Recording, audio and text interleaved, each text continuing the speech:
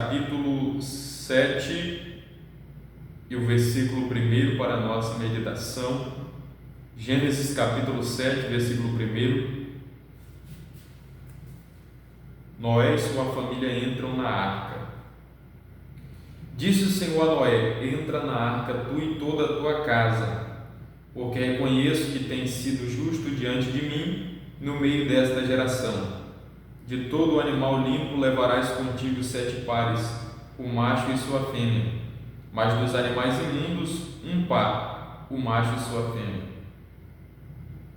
Tinha Noé 600 anos de idade quando as águas do dilúvio inundaram a terra.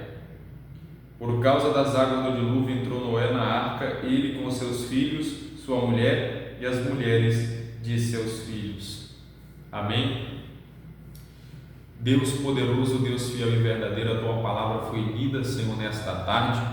Agora eu te peço, Senhor, fala conosco, não aquilo que nós queremos ouvir, Senhor, mas aquilo que Tu tens preparado e reservado para nós nesta tarde, meu Pai. Fala poderosamente, de uma forma clara, concisa e objetiva, para que possamos ter compreensão e entendimento do que o Senhor está falando conosco. Em nome de Jesus. Amém.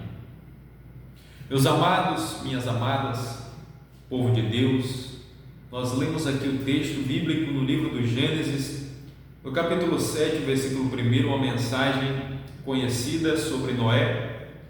Gênesis, o primeiro livro da Bíblia Sagrada, escrito por Moisés, e aqui ele vai fazer menção da história de Noé. É bem verdade que de toda a geração de Adão, somente 2 homens nós vemos andando com Deus. Se você lê a Bíblia, se você lê os primeiros capítulos, do capítulo 1 até o capítulo 8, você vai ver que somente 2 personagens, somente 2 pessoas de toda aquela geração eram justos, andavam com Deus e agradavam a Deus com as suas atitudes. O primeiro homem que eu vejo na Bíblia Sagrada que andava com Deus é chamado Enoque. Está escrito no capítulo 5 e no versículo 24: andou Enoque com Deus e já não era, porque Deus o tomou para si. Então, o primeiro homem que andava com Deus na Bíblia era Enoque. O segundo foi Noé. Está escrito no capítulo 6, no versículo 9, que Noé era um homem justo e íntegro entre os seus contemporâneos. Noé andava com Deus. Então, meus amados, diante de milhares de pessoas de toda aquela geração, somente Enoque e Noé andavam com Deus. E no capítulo 6 nós vemos que a humanidade estava corrompida, estava pervertida e estava somente fazendo o que era mal aos olhos do Senhor. Havia completamente abandonado a vontade do Criador e estava vivendo a sua vontade. É tanto que os homens estavam se matando uns aos outros e Deus olhava e já estava cheirando mal nas narinas de Deus, e por isso Deus decide destruir a raça humana. Mas o que eu acho interessante é que antes de Deus destruir todo o ser humano que existia na terra, Ele vai olhar para a terra e vai ver um homem que era íntegro, que era justo, que andava com o Senhor, e esse homem era Noé. Noé era um homem sincero, Noé era um homem justo, Noé era um homem que andava com Deus. E ele tinha família. Segundo o texto, ele tinha uma esposa, ele tinha 3 filhos, Sem, Cã e Jafé. E os seus 3 filhos também tinham suas esposas, cada um tinha uma esposa, então dava o total de 8 pessoas. E Deus fala com Noé. Deus falou com Noé para que ele construísse uma arca, para que ele entrasse nessa arca e levasse juntamente com ele casal de animais de toda a espécie, dos animais puros, ele ia levar 7 pares, e dos animais que eram impuros, somente um par de cada espécie. Então você observa, meus amados, que Deus havia projetado algo, e Noé fazia parte desse projeto, de uma nova geração. Como Deus viu que Noé era o único de toda aquela geração que se salvava, que estava vivendo de uma forma que agradava ao Senhor, Deus deu uma oportunidade, deu a chance deste homem fazer parte de uma nova geração.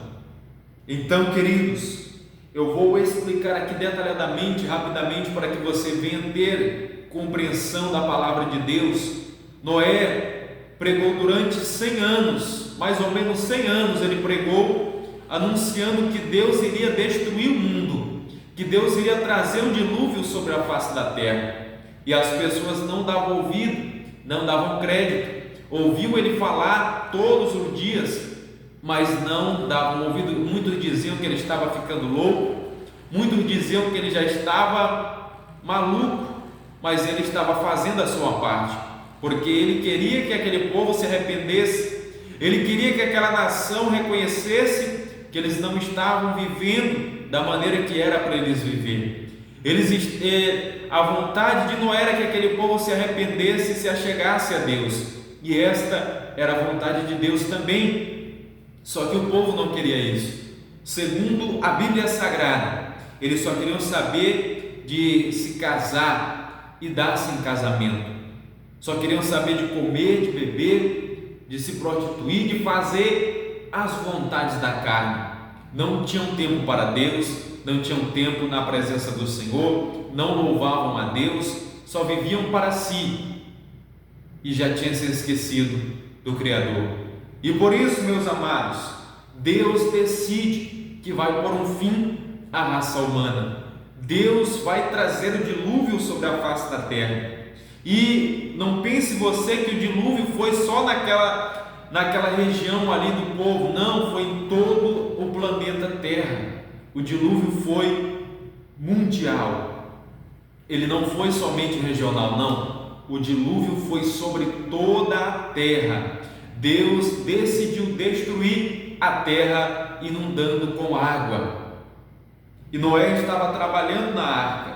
Noé e seus filhos estavam trabalhando dia e noite para terminar aquela grande embarcação, até que chegou o dia em que Deus ordenou: entra na arca, tua mulher, os teus filhos e as tuas noras. E daí, meus amados, Noé entra na arca juntamente com os animais, com muitas espécies de animais, porque Deus estava projetando trazer um novo povo, uma nova nação depois daquela geração. E todas aquelas pessoas que não acreditavam tiveram que ver que se cumpriu tudo aquilo que o profeta de Deus havia profetizado. Queridos, eu já quero simplificar, eu já quero trazer aqui a explicação para que você possa entender que assim como Deus naquela época ele trouxe o dilúvio sobre a face da terra, este mundo hoje que nós vivemos também será destruído, mas agora não será destruído mais com água, mas será destruído com fogo, segundo o que está escrito no livro do profeta Malaquias: não ficará raiz e nem ramo sobre esta terra. Deus vai destruir este mundo, e é por isso, queridos, que nós precisamos estar alerta, precisamos estar preparados para o que há de vir sobre esta terra. Por quê? Porque o arrebatamento vai acontecer, e aqueles que estão preparados, eles vão subir ao encontro do Senhor Jesus Cristo, mas aqueles que não estão preparados, eles vão ficar nesta terra e vão sofrer na grande tribulação. É por isso, queridos irmãos, que nós precisamos estar firme com o Senhor. Tem muita gente pensando em desistir, tem muitos crentes pensando em retroceder, tem muitos crentes que já negaram a sua fé, já apostataram da fé e agora estão no mundo fazendo aquilo que o inimigo oferece. Mas nós estamos na luta, estamos na peleja, estamos na perseverança, porque nós queremos morar no céu.